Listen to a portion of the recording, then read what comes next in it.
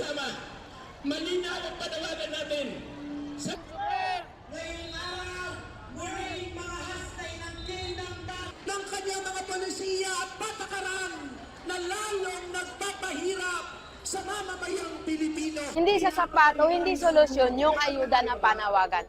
So panawagan nila na tanggalin ang VAT at ubat sa langis, yan ay pang matagalang solusyon. Lalong-lalo na po sa mga kabataan. Kitang-kita po natin ang ng mensahe para ipakita kung paano pinahihirapan. Makibaba!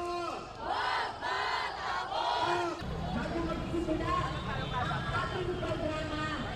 Nagkaroon ng gira sa Middle East ay malaki na ang epekto nito sapagkat marami ng mga chopper o mga driver natin ng mga transport na hindi na namamasada dahil sila ay nalulugi na, hindi na nila nakukuha, kahit boundary, hindi na nila nakukuha.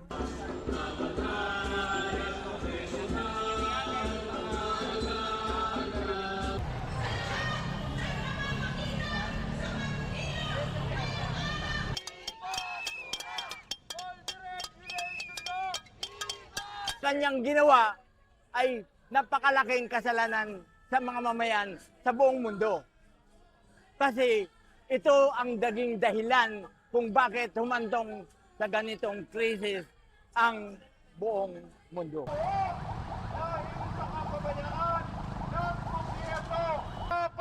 ang gera! Sa walang humpay na taas presyo ng krudo. Napakalaki ang epekto ng pagtaas ng langis sa mga tsuper. Yung dati, ang naiuwi pa ng mga tsuper ay maabot pa ng mga 700 to 800 bawat araw. Pero sa ngayon, dahil sa halos dumoble na ang presyo ng diesel, ay wala nang naiuwi ang mga tsuper na namamasada araw-araw. Ganap na nagpamalaya sa sambayan ng ilang api. Tunay sa tulungin ang pagpalaya ng Pilipino dahil sa Pinoy na pagpapalaya. Kumangkakiran, kaya't pinom pa naman ang mga langis ng Amerika. Siyempre po, alam naman natin na si Trump, kapitalista talaga yan. Wala naman po ginawa yung mga yan, kundi maghanap ng gulo.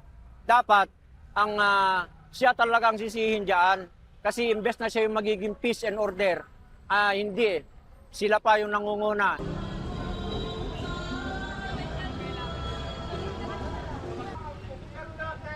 Para magkaroon tayo ng trabaho. Ang epekto po ay napakalaki. Siyempre, ang pagtaas ng bilihin, tubig, kuryente, lahat. Lamang mga band-aid solution nito. Hindi lamang ito mga pantapal na solusyon. At pakilalagin sa atin ang upang kawasan.